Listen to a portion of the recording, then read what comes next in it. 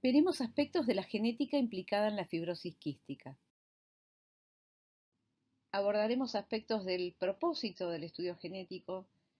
A su vez, vamos a entrar en detalles sobre la base genética de la patología, cuáles son las estrategias de diagnóstico molecular y vamos a brindar aspectos del asesoramiento genético. El diagnóstico molecular permite detectar un defecto primario en una patología determinada. Pero, ¿cuándo voy a hacerlo y por qué? En general, cuando no pueda medir la actividad biológica de la proteína implicada o cuando los resultados son dudosos, puedo usarlo también como diagnóstico confirmatorio o en casos de diagnóstico presintomático. También es importante mirar a quién voy a realizar el estudio, seguramente al paciente y a su grupo familiar, pero muchas veces me puede interesar estudiar una población como para ver las frecuencias de las variantes patogénicas en esta población y saber cuáles de estas me interesaría enfocarme para realizar el estudio molecular. Y también es muy importante la edad o el momento del estudio según el propósito del mismo. ¿Cuáles son los beneficios que se obtienen a través de un diagnóstico molecular para esta patología? Claramente un diagnóstico precoz y definitivo que mejora la atención individualizada específica de un paciente con fibrosis quística, ya que podemos identificar el tipo de fibrosis quística que presenta el paciente. Puede tratarse de un aspecto clásico con un abordaje claro desde el inicio del diagnóstico y un tratamiento dirigido específicamente al tipo de variante, o puede servir para aclarar casos atípicos que pueden aparecer, por ejemplo, en el adulto en el momento de buscar descendencia. Si este presenta infertilidad, podría deberse a varias causas. Una de ellas puede ser la ausencia bilateral congénita de conductos deferentes debida a variantes en el gen que conduce al canal CFTR, o a formas monosintomáticas de azospermia obstructiva, pancreatitis idiopática o bronquiectasis diseminada. Es decir, que este diagnóstico molecular nos serviría para diferenciar estos tipos de patologías. Y también me puede interesar, por ejemplo, proporcionar asesoramiento con respecto al riesgo de recurrencia y opciones de fertilidad para una familia con previos casos de fibrosis quística. Los hallazgos clínicos, los hallazgos de laboratorio, la historia familiar que tenga ese paciente y la pesquisa neonatal nos lleva a tener que confirmar ese diagnóstico muchas veces desde el punto de vista molecular. Y la vamos a hacer para un paciente que requiera un tratamiento específico o para la familia que, por ejemplo, quiera hacer una planificación futura, como comentamos recién, ya sea a través de un diagnóstico prenatal o un diagnóstico presintomático. Tenemos pruebas de diagnóstico, de manera que vamos a poder dar un diagnóstico definitivo, pruebas de portador para familias en las cuales hay antecedentes familiares positivos, parejas de personas con antecedentes familiares positivos,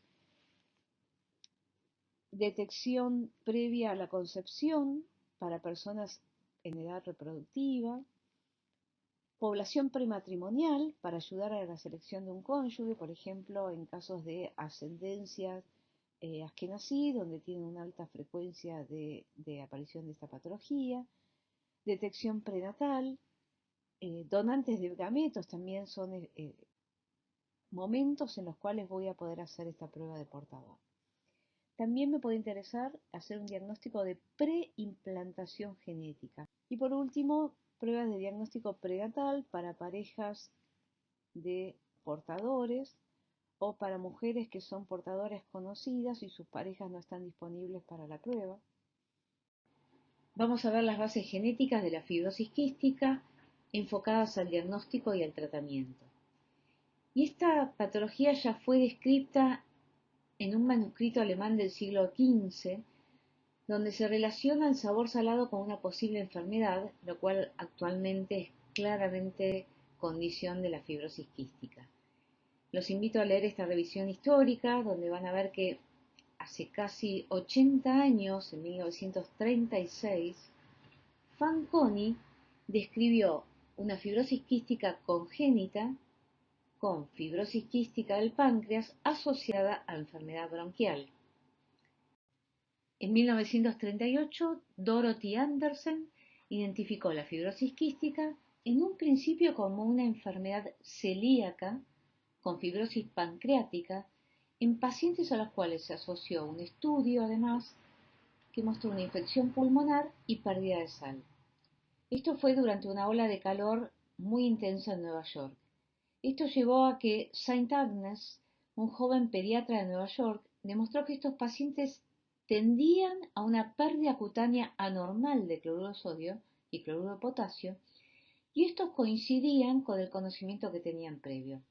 Entonces, desarrolló la prueba específica que evidencia ese aumento de cloruros en el sudor, y esto orientaría a la investigación hacia la caracterización de las anomalías electrolíticas que tienen estos pacientes asociados a la fibrosis quística, en ese momento llamada mucoviscidosis. Estos pacientes presentan fallas multiorgánicas donde los individuos pueden presentar bronquitis crónicas u obstrucción bronquial, insuficiencias respiratorias graves y también infecciones respiratorias a repetición y en forma crónica. En algunos pacientes puede haber o no insuficiencia pancreática, desnutrición y mala absorción. Esta se encuentra presente en 1 cada 2.500 niños nacidos vivos en población caucásica, mayormente europea. Y fíjense los datos de Argentina, alrededor de 1 en 7.500, podríamos decir que es intermedio entre lo observado para población latinoamericana y población europea, lo cual reflejaría nuestra mezcla de etnias. Entonces, la frecuencia de esta patología va a variar en distintas poblaciones y también lo que va a cambiar es la frecuencia de portadores en las poblaciones, observándose una alta frecuencia de los mismos en poblaciones europeas del Mediterráneo y en particular en las familias de ascendencia askenazí. En la década de 1950, la esperanza de vida media de los pacientes con fibrosis quística era de unos pocos meses, con principales causas de muerte debida a presencia de hilio meconial y desnutrición posterior a la mala absorción pancreática o mucoviscidosis. Ahora sobreviven hasta los 40 años. La insuficiencia respiratoria secundaria a la enfermedad pulmonar progresiva es ahora la causa más común de muerte en las personas que no reciben a tiempo un trasplante de pulmón. Cuando uno escucha adolescentes en lista de espera para trasplante de pulmón, son pacientes que tienen justamente la forma severa de fibrosis quística. La patología es causada por mutaciones de pérdida de función en el gen regulador de la conductancia transmembrana de la fibrosis quística, llamado CFTR. Este codifica para una proteína transportadora de iones, cloruros y bicarbonatos, denominada de tipo cassette de unión al ATP, y que se expresa en el lado apical de las células epiteliales. Entonces lo que hace es mediar el transporte de electrolitos a través de las membranas epiteliales, y entonces la pérdida de función de este canal iónico puede afectar a cualquier sistema de órganos que tenga estos epitelios. Este canal CFTR se expresa en las células epiteliales de los ductos de las glándulas sudoríparas, las vías aéreas, los ductos pancreáticos, el intestino, el árbol biliar, los vasos deferentes, las glándulas sudoríparas exócrinas y el tracto genital masculino. Entonces, como resultado, va a tener diferentes manifestaciones clínicas multiorgánicas y vamos a ver luego que las vamos a poder dividir en dos tipos de presentaciones, la clásica y la no clásica. En la forma clásica vemos una sinusitis crónica que también está presente en la no clásica, infecciones pulmonares a repetición muy severas con Pseudomonas aeruginosa como una de las bacterias típicas que están presentes en esta forma, y en la no clásica, si bien existen infecciones crónicas bacterianas, esto puede llevar a lesiones no tan severas y no en todos los casos. Tiene en la forma clásica una severa enfermedad hepatobiliar en el 5 a 10% de los casos, una insuficiencia pancreática exócrina, aunque también está comprometido el páncreas endocrino, y los chicos con las formas más graves también pueden nacer con una obstrucción con meconio en un 15 a 20% de los casos. El test de sudor tiene valores alterados entre 90 y 110 milimol litro, aunque en algunos casos puede tener valores intermedios. En la forma no clásica, el comportamiento pancreático es el adecuado generalmente, aunque puede haber algunos casos de pancreatitis, si bien no hay insuficiencia pancreática. No hay compromiso hepático tampoco en la no clásica, y los test de sudor son intermedios y en algunos casos normales. La azoospermia obstructiva puede estar presente en ambas formas y de hecho es la presentación más benigna que pueden presentar, muchas veces se observan en el adulto cuando consultan por problemas de fertilidad. Como comentamos, habrá formas clásicas más severas y no clásicas no tan severas y en el medio una gama de fenotipos intermedios que van a depender en general del genotipo del paciente y de otras características que vamos a ir desarrollando luego. Si queremos resumir, entonces la patología es una enfermedad donde se presenta alteraciones pulmonares crónicas con colonización persistente, con bacterias específicas, infecciones a repetición que llevan con el tiempo entonces a una fibrosis pulmonar, siendo la causa de muerte de los pacientes. Anormalidades gastrointestinales y nutricionales que van a incluir la obstrucción por meconio, la insuficiencia pancreática y la cirrosis biliar focal, pérdida de sales por sudor y la azoospermia obstructiva serían entonces las características generales de la patología.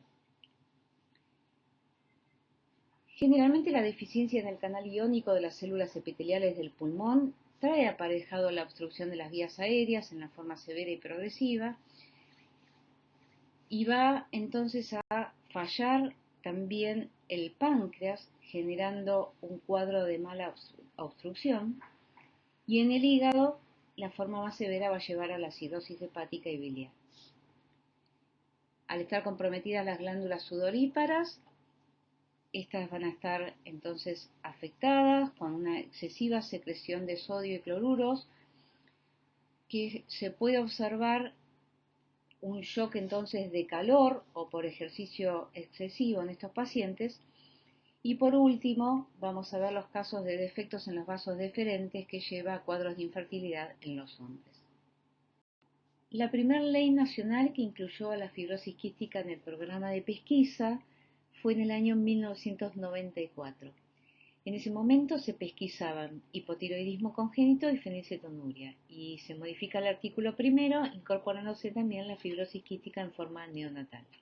Fíjense que dice recién nacidos nunca antes de las 24 horas de haberse iniciado la alimentación láctea y para el caso particular de la fibrosis quística tienen que realizarse dentro de los primeros 4 días de vida.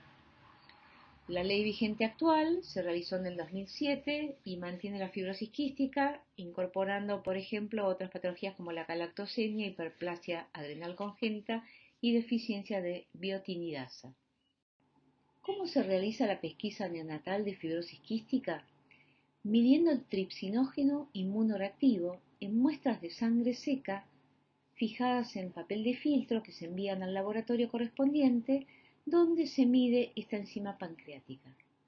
En realidad es una proenzima que al estar obstruidos los ductos pancreáticos por el aumento de la viscosidad en el paciente, en lugar de ir hacia el duodeno sale a circulación y por ende aumenta en esta sangre seca tomada en el papel especial.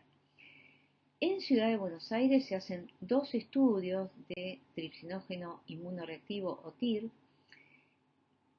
consecutivas y luego también en muchos casos se estudia la proteína asociada a pancreatitis que ante el estrés del páncreas enfermo también va a estar alterado. Esta proteína se la denomina PAP. Ambos tienen que ser por duplicado para confirmar el rastreo como positivo y luego el diagnóstico confirmatorio se realiza por test de sudor. Entonces, si el resultado del test de sudor da normal o dudoso, se puede realizar el estudio genético, que también permite confirmar ese diagnóstico y además identificar las mutaciones presentes en el paciente. Se aproximó lecturas para comprender cómo se realiza el test de sudor en los pacientes. Los criterios diagnósticos de la fibrosis quística incluyen presencia de uno o más criterios clínicos, como las características fenotípicas recién descritas, enfermedad respiratoria digestiva compatible o la ausencia bilateral de conductos deferentes. Tener historia familiar de fibrosis quística en familias con un cribado neonatal positivo, es decir, cuando se hace la prueba de rastreo neonatal, confirmado además por un segundo estudio de cribado neonatal positivo. Se utilizan pruebas que evidencian la disfunción de la proteína reguladora de la conductancia transmembrana, como el test de sudor, donde una concentración de cloruros mayor a 60 milimol litro en 2 ocasiones es confirmatoria. Por el otro lado, se puede colaborar con el diagnóstico mediante la detección de variantes patogénicas en el gen CFTR, en ambas copias del gen del paciente, y también existen otras pruebas funcionales para ayudar a la confirmación del diagnóstico. Es decir, como dije recién, una o más características clínicas específicas de fibrosis quística o antecedentes de tipo familiar, o por el programa de pesquisa neonatal obligatoria, que da positiva y luego es confirmada, con test de sudor, o con presencia de 2 variantes patogénicas en ambas copias del gen CFTR, o 2 test de diferencia potencial nasal positivo. Esta es la forma de diagnosticar la fibrosis quística. Además de las categorías clásica y no clásica o atípica que vimos, cuando existen pacientes con síntomas compatibles con la enfermedad, ya sea con alteraciones digestivas o biliares o pancreáticas, y hay alguna indicación de que el CFTR no está funcionando correctamente, por ejemplo por un test de sudor intermedio, o que solo podemos identificar una sola variante patogénica, en este caso no podemos confirmar una fibrosis quística y hablamos de enfermedad relacionada a la fibrosis quística, o del inglés CFTR-RD.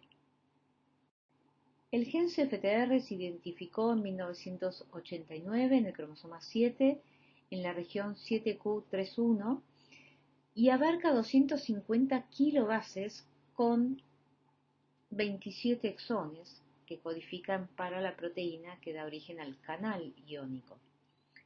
En cuanto a las bases moleculares, es una patología autosómica porque el gen es de copia única y ubicado en el cromosoma autosómico. El patrón de herencia es recesivo, donde los individuos enfermos presentan mutaciones en ambas copias del gen, y existen individuos portadores sanos. Es monogénica y se denomina polialélica porque existen múltiples alelos en la población de pacientes con fibrosis quística. Se han descrito hasta el momento más de 2000 mutaciones, las cuales son almacenadas en diferentes bases de datos específicas, como la que les señalo aquí. El CFTR se expresa principalmente en el polo apical de las células epiteliales, en el árbol traqueobronquial de los canales pancreáticos y biliares, en las criptas intestinales, tubos seminíferos y en las glándulas sudoríparas. De allí provienen entonces esas características multiorgánicas de presentación de la patología.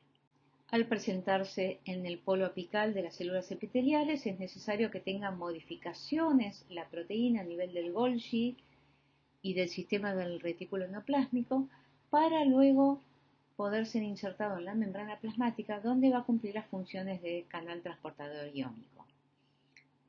Y vamos a ir viendo cómo se realiza la función de este canal. La proteína CFTR está constituida por 5 dominios diferentes que van a conformar ese canal con dominios transmembrana formados por 6 hélices alfa que atraviesan por completo la bicapa lipídica y van a permitir la conducción de aniones. Estos segmentos transmembrana están unidos por unos bucles extracelulares e intracelulares en cada dominio transmembrana que cumplen funciones muy importantes para la biogénesis y la funcionalidad adecuada sobre todo para el plegamiento posttraduccional y lograr entonces la estabilidad conformacional necesaria para que cumpla su adecuada función. Como comenté previamente, los dominios transmembrana cumplen funciones importantes en la biogénesis del CFTR y el correcto plegamiento posttraduccional para lograr la estabilidad conformacional. De manera que van a conformar el poro que va a realizar la conducción de aniones. Los dominios de unión a nucleótidos NBD1 y 2 están expuestos al citosol y presentan una secuencia altamente conservada para la unión e hidrólisis de ATP. Y el dominio regulador también está expuesto al citosol y tiene secuencias consenso con serinas y treoninas para la fosforilación por parte de la proteína quinasa A y proteína quinasa C, las cuales son dependientes de ATP y de adenosil monofosfato cíclico, es decir, AMP cíclico, que inducen alteraciones en la conformación de la proteína CFTR y luego van a permitir la conductancia de los aniones a través del canal. Entonces, el dominio R, o regulador, adapta su conformación para realizar esta proteína completamente funcional, donde un dominio no fosforilado, R, va a evitar la dimerización de NBD1 y NBD2 y va a dar como resultado un canal cerrado. Existe entonces una pequeña hélice inhibidora en el dominio R que impide la apertura del canal. Y estas están mediadas por la fosforilación a través de la proteína quinasa A. Entonces, cuando la TOP se une a sitios de binding NBD1 y NBD2, da como resultado la dimerización de los mismos y en ese momento se produce un cambio conformacional que produce la posterior apertura del canal iónico, como vemos en la figura. La proteína CFTR entonces es una glicoproteína de 1480 aminoácidos de la familia de los transportadores ABC. Está constituida, como dijimos, por 5 dominios diferentes. 2 dominios transmembrana que vamos a llamar TMD1 y TMD2, que forman el poro del canal. 2 dominios de unión a nucleótidos, NBD1 y NBD2, que impulsan la compuerta del canal. Y un dominio regulador que controla la actividad del canal a través de fosforilación.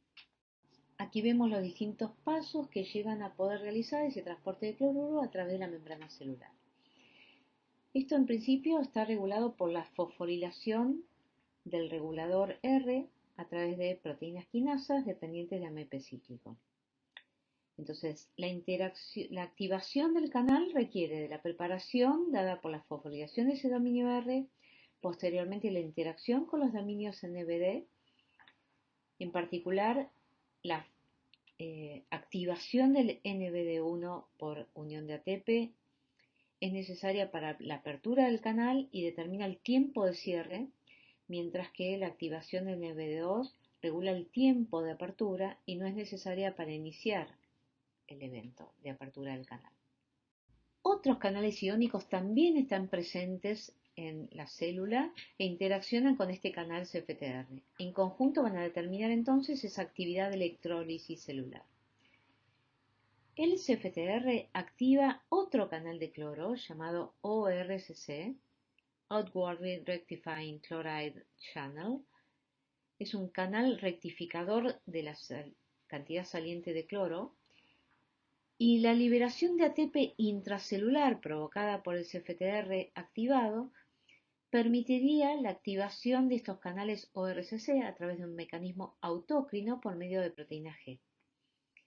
Esto provoca una secreción adicional de iones cloro y por otra parte el CFTR regula negativamente la actividad de un canal de sodio llamado ENaC o canal epitelial de sodio que es sensible a la amiloidina, que es la que se utiliza para el test de sudor, y es responsable de la absorción de los iones sodios en el polo apical de la célula epitelial. Entrando más en detalle, la apertura del canal se produce según las etapas que siguen. La fosforilación entonces de una o varias serinas reguladoras del dominio R, principalmente por la proteína quinasa A, y esto va a permitir la fijación del ATP sobre el NBD1. La hidrólisis del ATP va a provocar luego la modificación de la proteína que abre entonces el poro. Pero si ese dominio R es fosforilado solo parcialmente, el ATP hidrolizado se disocia rápidamente del NBD1 y ese canal retoma su forma cerrada. Si todas las serinas son fosforiladas, puede fijarse una proteína de ATP sobre NBD2, y esto va a permitir que el canal permanezca abierto durante más tiempo, ya que la fijación de esta segunda molécula produce una estabilización del canal en su conformación abierta. De esta forma, los iones cloro van a pasar a través de ese poro según un gradiente electroquímico. El déficit de CFTR se traduce en una retención entonces intracelular de cloro, que resulta de la falta de actividad del CFTR y del ORSC, como vimos recién, junto con una absorción aumentada de sodio a través del canal ENaC. En consecuencia, se produce un aumento de reabsorción de sal y agua y con ello una reducción del líquido de la superficie bronquial. De esta manera aumenta la viscosidad de las secreciones, disminuye entonces la depuración mucociliar. Esto conduce a la obstrucción de las pequeñas vías respiratorias por secreciones poco móviles y entonces se crea un medio favorable para el desarrollo de agentes infecciosos en forma crónica, característica principal de esta patología. ¿Cómo asociamos un defecto genético en un canal iónico con este cuadro clínico de la enfermedad muy variada, con presentaciones fenotípicas tan diferentes? Bueno, justamente porque al estar alterado este canal iónico, afecta la homeostasis iónica y del agua y entonces las excreciones cambian completamente sus características y hace que se produzcan obstrucciones de ductos y colonización de bacterias, etc. En las células bronquiales, como vemos, el gradiente promueve el pasaje de cloruros hacia la luz. Esta es la actividad normal del CFTR. Entonces, va a permitir la salida de cloruros y funciona el canal epitelial de sodio, permitiendo la salida de sodio también, por supuesto el agua acompañando este movimiento iónico. Cuando está alterado o no funcional o no se presenta CFTR, se altera entonces el transporte de cloruros y de bicarbonato. El déficit de CFTR provoca retención de iones cloruro en las células epiteliales bronquiales. Y a su vez el bicarbonato va a alterar el pH, lo cual lleva a anormalidades en el mucus. Este va a llevar también a la alteración en la respuesta inmune innata. Entonces, si el CFTR no funciona, se altera también la regulación del canal epitelial de sodio. No solo entonces no sale cloruro, sino que se produce una hiperabsorción de sodio, esto trae aparejado una absorción de agua mayor, y esto hace entonces que la secreción sea totalmente anormal, con una hidratación no adecuada, que afecta el movimiento de las cilias y el clearance de las vías aéreas. Y como dijimos previamente, una consecuencia de cuadros de infecciones a repetición, inflamación, injuria pulmonar que lleva a la fibrosis del parénquima. En las células sudoríparas ocurre lo inverso, la secreción se realiza desde la luz hacia la célula. Entonces, ante la anormalidad o la ausencia del CFTR en las glándulas sudoríparas, el saldo es la producción de una secreción sudoral rica en cloruro de sodio y en agua. Y esto es lo que medimos en el test de sudor. El patrón de herencia, entonces, como vimos, es autosómico recesivo, es decir, que es necesario tener ambas copias del gen con alteraciones que hagan que éste no ejerza su función adecuadamente o que haya ausencia del canal, y entonces se van a producir diferentes fenotipos de acuerdo a las variantes patogénicas que presente ese individuo. Como dijimos previamente, existen más de 2000 variantes patogénicas, que antes llamábamos mutaciones, relacionadas con la fibrosis quística. Ahora, ¿cómo hacemos para interpretar esas variantes? ¿Son todas patogénicas? ¿Qué criterios tengo que utilizar para poder valorar, para poder interpretar esas variantes? Bueno, Existen guías para la interpretación de las variantes recomendadas por el Colegio Americano de Medicina Genética y Genómica y la Asociación de Médicos Patólogos, donde brindan directrices sobre la interpretación de las variantes, comprendiendo la preparación de muestras, plataformas de secuenciación, análisis de datos, informes sobre las variantes, correcta nomenclatura y asignación funcional. Para el CFTR en particular también existen guías que se van actualizando continuamente.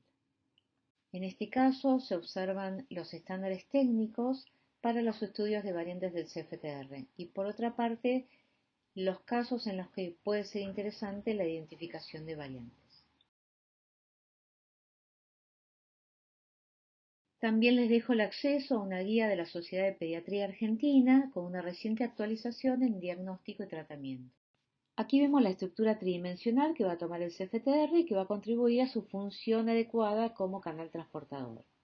Ahora, las distintas alteraciones o variantes genéticas presentes en cada uno de estos dominios va a tener un impacto diferente en la funcionalidad del mismo y en el fenotipo del paciente.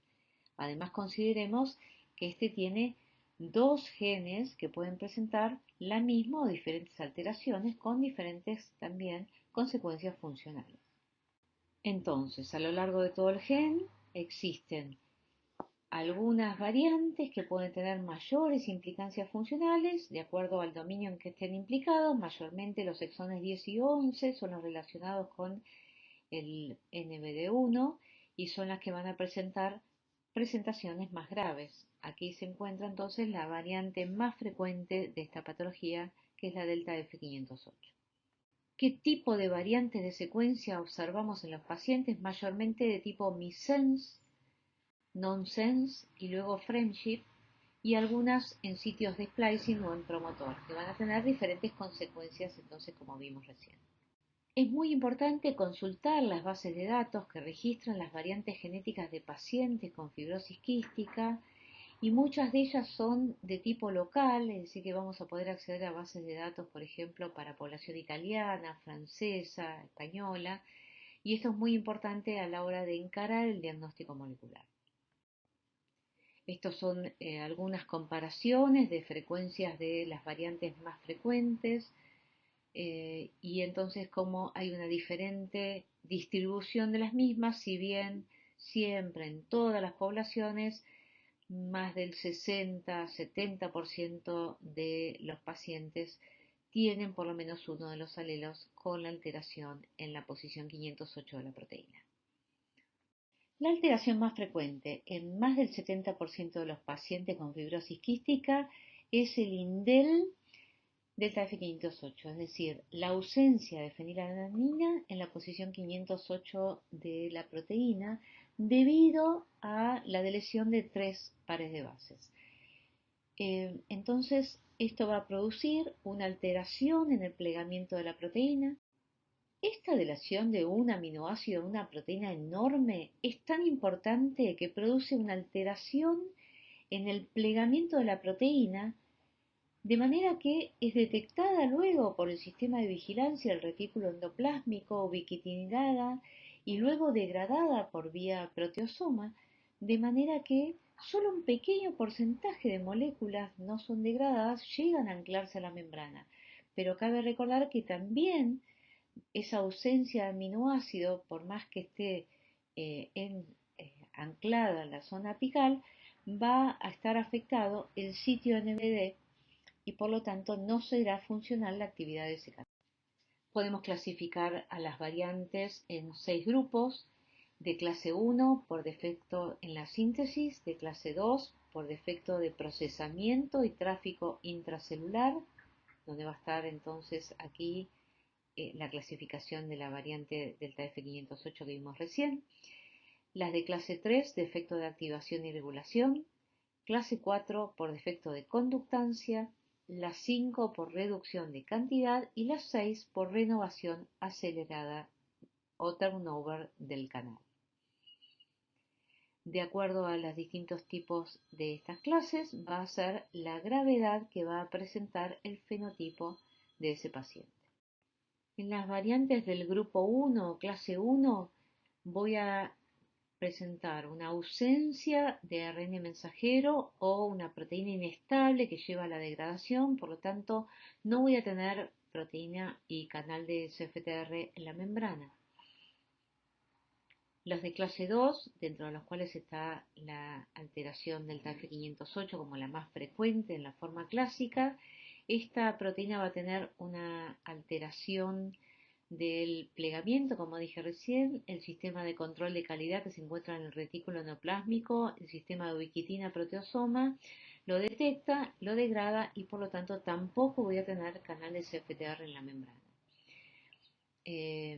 Como dije previamente, esto puede llegar a ser parcial en algunos casos, pero esos cambios también pueden llegar a alterar el dominio NBD1 de unión de binding a la TEP. Recordemos que era muy importante para la apertura del canal. Bueno, en las de clase 3 hay cambios de aminoácidos, sobre todo en el sitio regulador, por lo cual el canal permanece cerrado. ¿eh? Hay una alteración en el gating o la apertura del canal.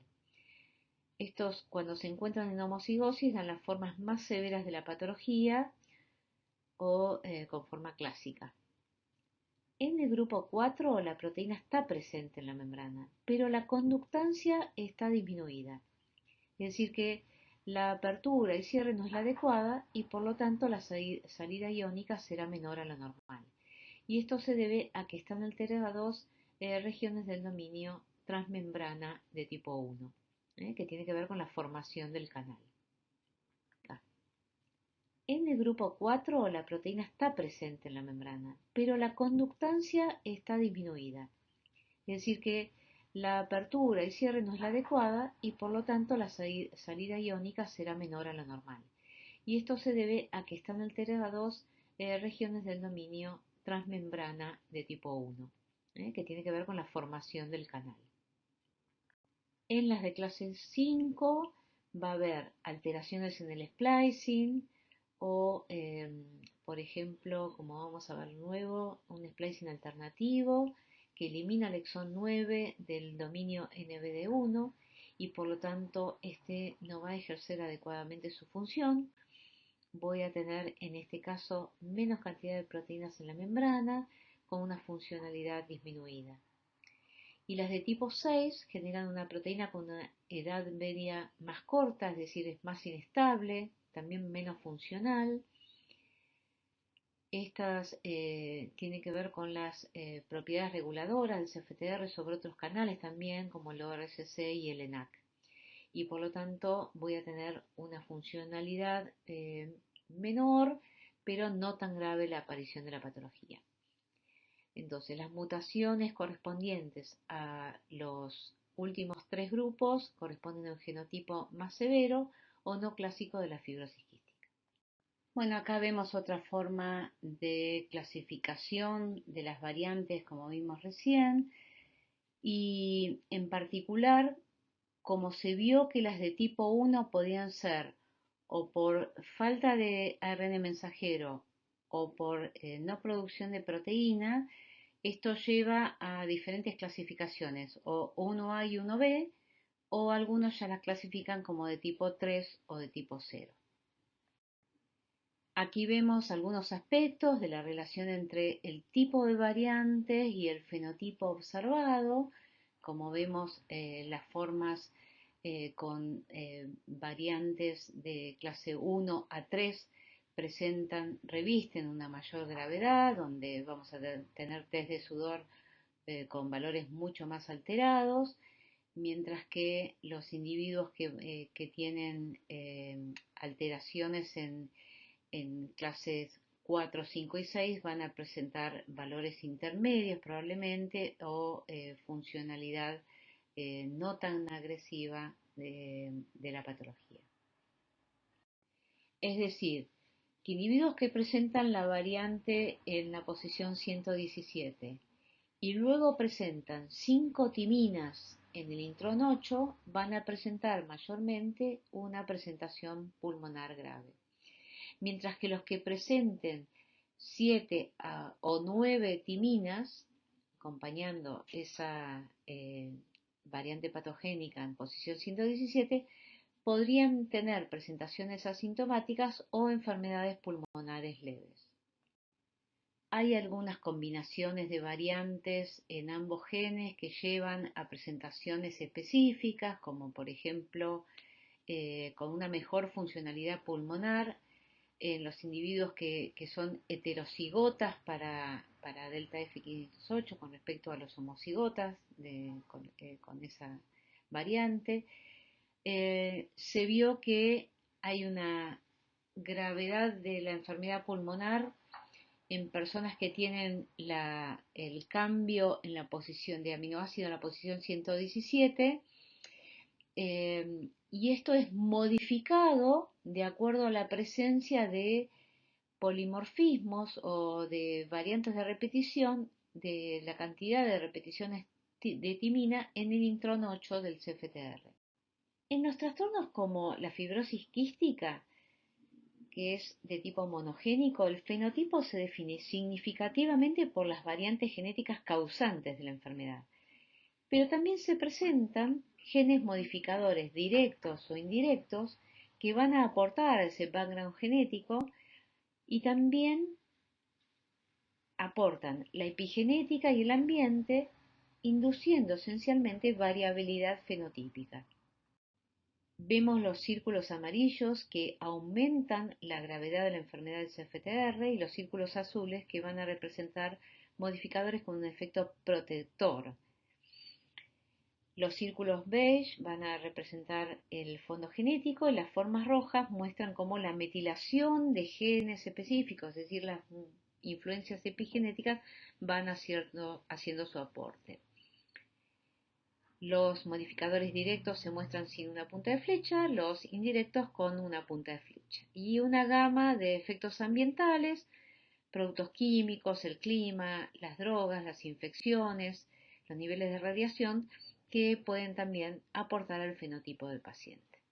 Entonces, el fenotipo de los pacientes está determinado genéticamente por las variantes en el CFTR, influenciado por variantes en otros genes, que podrían ser, por ejemplo, genes que tienen que ver con aspectos inmunológicos, la respuesta a drogas, la resistencia a determinados microorganismos, y también no deja de tener importancia el factor ambiental que va a modificar la presentación de la patología. Pueden entrar en detalle en los aspectos de los genes modificadores que van a ir influenciando las diferentes presentaciones en los pacientes de fibrosis quística. Aquí vemos en particular cuáles son los modificadores que pueden estar influenciando la presentación fenotípica pulmonar.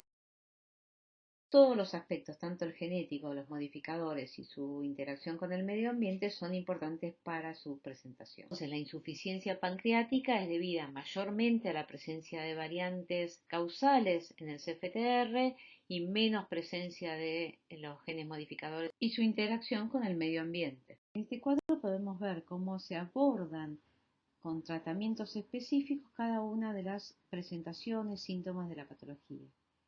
La deshidratación mediante soluciones hipertónicas o salinas, el cuadro nutricional con aporte de enzimas pancreáticas, complejos multivitamínicos y antioxidantes, la inflamación con antiinflamatorios no esteroideos, tratamiento de infecciones con antibióticos, el tratamiento dirigido para pacientes con variantes genéticas específicas mediante proteínas moduladoras, nucleótidos antisentidos o editing, como veremos, y tratamientos no droga dependientes como son las percusiones torácicas para eliminar el moco, fisioterapia también, ejercicio, counseling además en el caso de que haya una familia con portadores de la patología.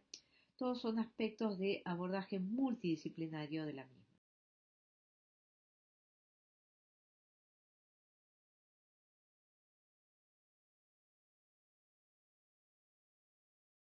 Existen múltiples ensayos clínicos para probar esos diferentes aspectos de tratamiento que vimos, y acá les dejo el acceso para que puedan entrar en detalle. Los tratamientos para los distintos tipos de variantes presentes en los pacientes pueden ser para tipo 1A, donde hay ausencia de ARN mensajero.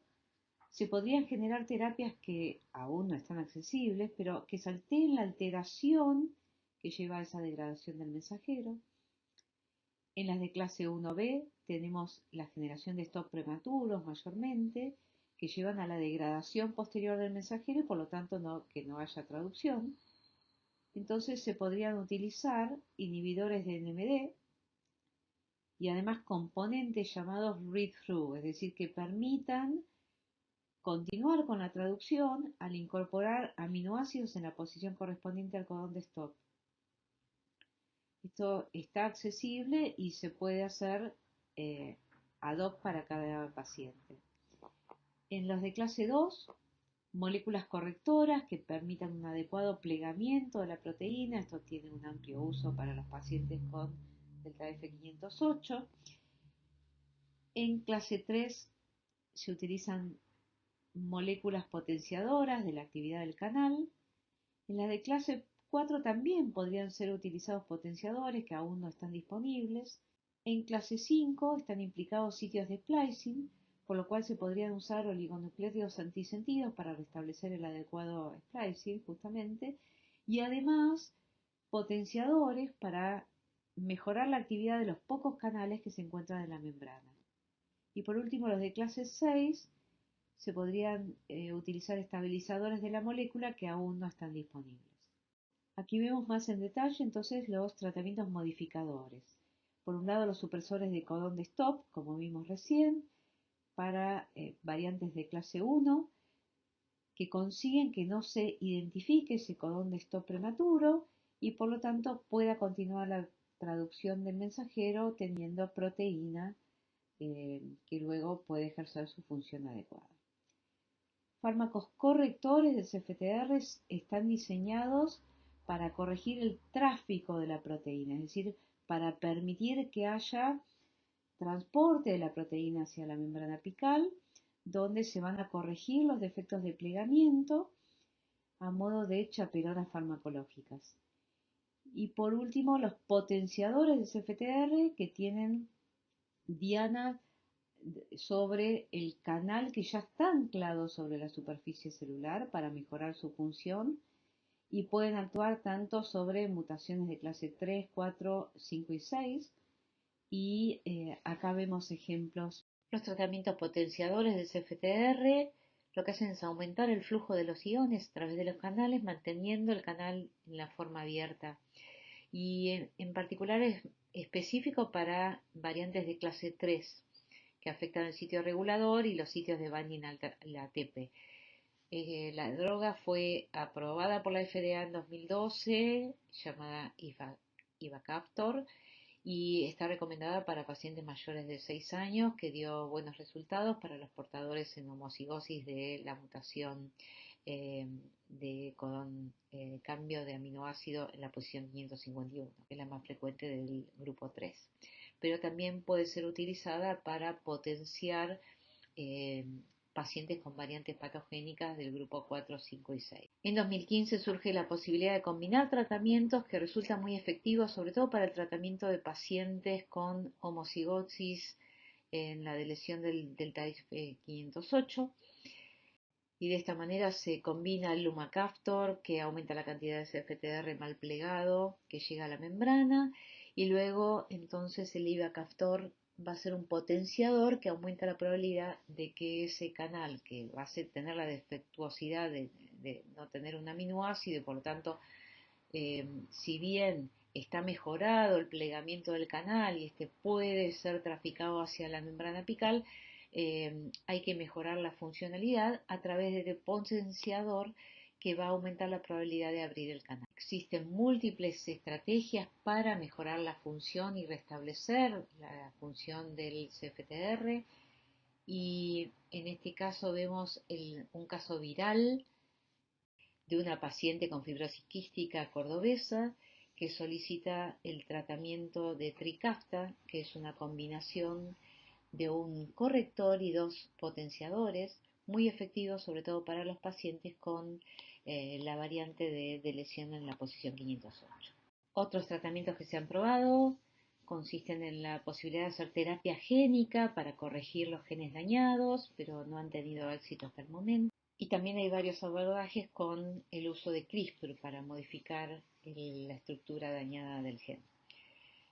A modo de resumen, entonces, se puede analizar esta figura donde se encuentran todos los tratamientos posiblemente disponibles.